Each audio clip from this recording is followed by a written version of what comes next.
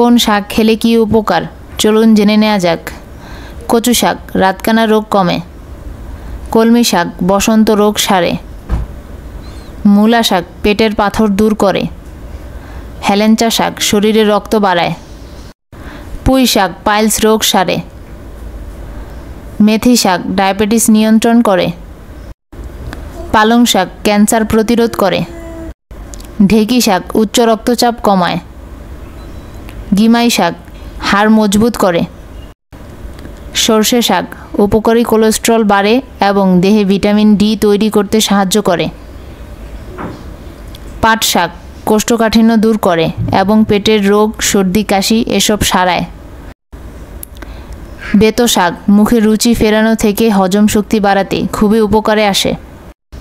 লাল শাক রক্তে হিমোগ্লোবিন বাড়ায়, ক্যান্সার প্রতিরোধে সহায়তা করে। লাউ শাক হাড়ে শক্তি বাড়ে, ডায়াবেটিস নিয়ন্ত্রণে রাখে, হৃৎপিণ্ড সুস্থ রাখে, রোগ প্রতিরোধ ক্ষমতা বাড়ায়। ডাঁটা শাক প্রতিদিনের পুষ্টি যোগায়, ত্বক ও চুলের ক্ষয়রোধ করে। এ ধরনের আরও ভিডিও পেতে চ্যানেলটি সাবস্ক্রাইব করুন।